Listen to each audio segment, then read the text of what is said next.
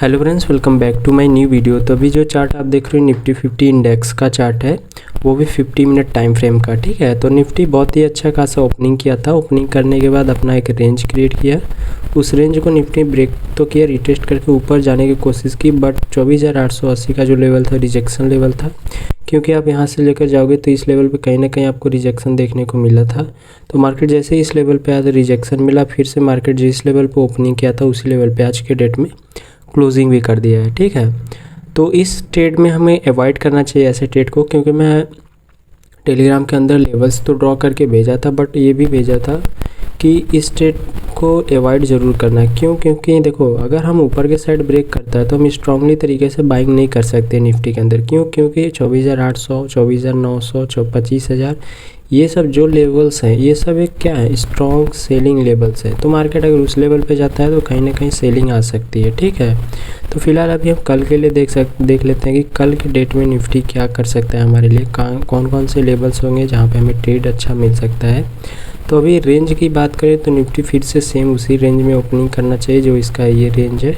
अगर कल इस रेंज के अंदर ओपनिंग करता है, ठीक है, 24,750 24,850 के बीच में ओपनिंग करता है, ओपनिंग करने के बाद सस्टेन करता है। ठीक है, देखो मार्केट गैप अप ओपन हो, गैप डाउन ओपन हो या रेंज में ओपन हो, मैं बार बार यही बात बोलता हूँ कि मार्केट को सस्टेन होने देना चाहिए। क्योंकि जब मार्केट सस्टेन करता है तो वहाँ पे बायर और सेलर की सेम क्वांटिटी में फाइट होती है, तो जो भी हावी होता है जिसके ऊपर, तो उस मार्केट उधर के साइड में मूव कर जाता है। ठीक है, तो अगर मार्केट इस लेवल को सस्टेन करता है, सस्टेन करके अप साइड कर ब्रेक करता है, तो 24,900 का हमारा फर्स्ट टारगेट होगा, सेकंड होगा 25,000। ठीक है, बट ये ध्यान रखना, जब सेकंड 25,000 का जो हमारा लेवल है, अगर निफ्टी 25,000 पे आता है तो कोई भी नेगेटिव कैंडल यहाँ पे क्रिएट करता है तो निफ्टी फिर से नीचे आने के चांसेस रख सकती है। ठीक है, क्यों? क्योंकि ये देखो 25,000, बार बार मैं बता रहा हूँ वीडियो के अंदर, अपने कई एनालाइज वीडियो में बता भी चुका हूँ, आज भी बता रहा हूँ कि 25,000 का जो लेवल है, 25,000 का जो लेवल है निफ्टी का, वो कहीं ना कहीं स्ट्रॉन्ग सेलिंग एरिया है।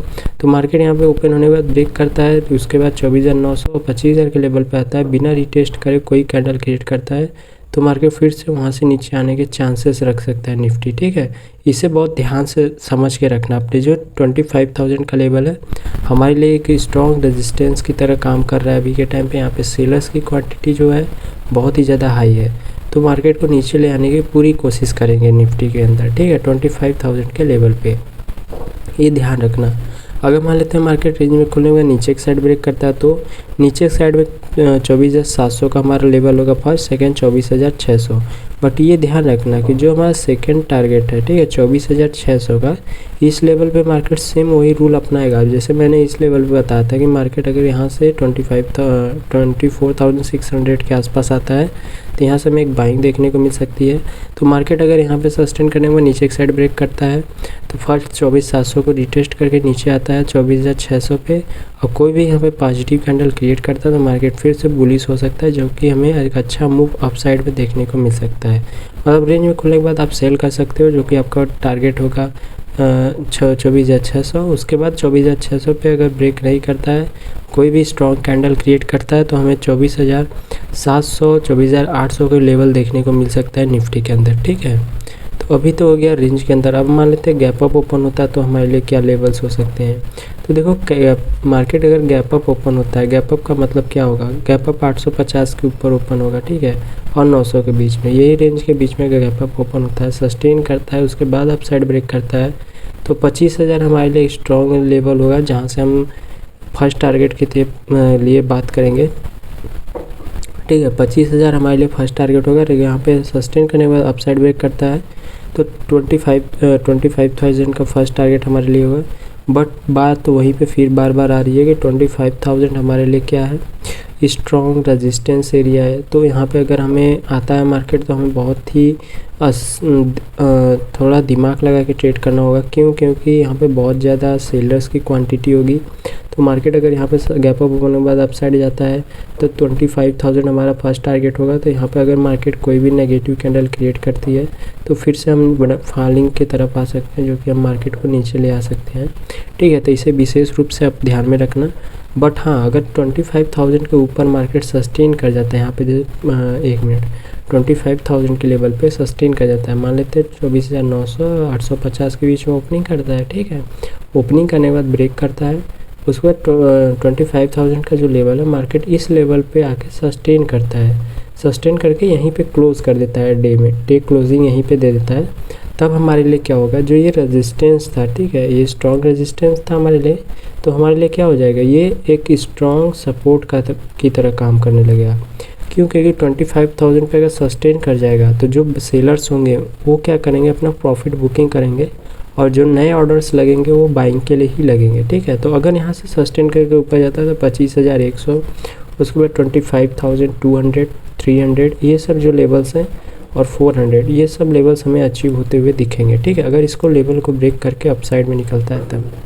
अगर मान लेते हैं डाउन साइड ब्रेक करता है तो सेम वही होगा हमारे लिए, 24,700 का लेवल होगा, 24,600 का लेवल होगा। तो जो 600 का लेवल है 24,600, ठीक है, ये हमारे लिए स्ट्रॉन्ग बाइंग है। तो यहाँ से हम कहीं ना कहीं मार्केट में अपमूव देख सकते हैं। फर्स्ट टारगेट हमारा ये होगा 24,700, सेकंड टारगेट होगा 24,600। 24,600 में सेम वही बात आएगी, अगर यहाँ पे कोई पॉजिटिव कैंडल बनता है तो मार्केट फिर से मूव अप साइड में दे सकता है। ये तो हो गया गैप अप के लिए। अब मान लेते हैं मार्केट गैप डाउन ओपनिंग करता है, तो गैप डाउन कहाँ पे ओपनिंग करेगा, 24,800 और 24,700 के बीच में ओपनिंग कर सकता है, क्योंकि मार्केट यहाँ पे कहीं ना कहीं सस्टेन किया है, तो यहाँ पे भी मार्केट आके ओपन होगा, तो यहाँ पे भी सस्टेन कर सकता है। ठीक है, सस्टेन करने के बाद अपसाइड ब्रेक करता है, तो हमारे लिए देखो ये भी तो इस टाइम पे 24,850 हमारे लिए एक सेलिंग एरिया है, तो यहाँ से थोड़ा सा करेक्शन आ सकता है, फिर मूव अपसाइड में आ सकता है। तो हमारे लिए 24,900 फर्स्ट टारगेट हो जाएगा, सेकंड 25,000 होगा, बट वो ध्यान रखना कि 25,000 स्ट्रॉन्ग सेलिंग एरिया है, तो आ सकता है मार्केट नीचे की साइड। उसके बाद अगर मार्केट यहाँ पे सस्टेन करने में नीचे की साइड ब्रेक करता है तो 24,600 हमारा फर्स्ट टारगेट होगा, बट ये ध्यान रखना कि हमारे लिए स्ट्रॉन्ग सपोर्ट की तरह काम करेगा। ठीक है, सॉरी, स्ट्रॉन्ग सपोर्ट की तरह 24,600 काम कर रहा है। तो यहाँ पे मार्केट में जो होगा, अगर इस लेवल पे आता है 24,600 के आसपास मार्केट, तो यहाँ से बहुत ही स्ट्रॉन्ग तरीके से मार्केट अप साइड में जाने की कोशिश करेगा। ठीक है, इसे ध्यान से समझना। हमारे लिए अब ओवरऑल बात करें तो हमारे लिए 25,600 क्या है, एक बाइंग एरिया है। सेलिंग एरिया 25,000, ये हमारे लिए क्या होगा, सेलिंग एरिया होगा। इसे दिमाग में बैठा के चलेगा, इसके बीच में हम ट्रेड करेंगे बस इस लेवल के सपोर्ट, इस लेवल के थ्रू। अगर 25,000 पे आता है तो हम सेल का पोजीशन बना लेंगे, 24,600 पे आता है तो हम बाइंग का पोजीशन बनाएंगे। ठीक है, इसे दिमाग में बैठा कर चलिएगा। ठीक है, आई होप कि आपको वीडियो अच्छे तरीके से समझ में आ गया होगा। कोई भी प्रॉब्लम हो तो आप कमेंट बॉक्स में कमेंट ओपन है, तो कमेंट जरूर कर देना जो भी चीज़ें ना समझ में आए। तो मिलते हैं अपने नेक्स्ट वीडियो में, तब तक के लिए धन्यवाद।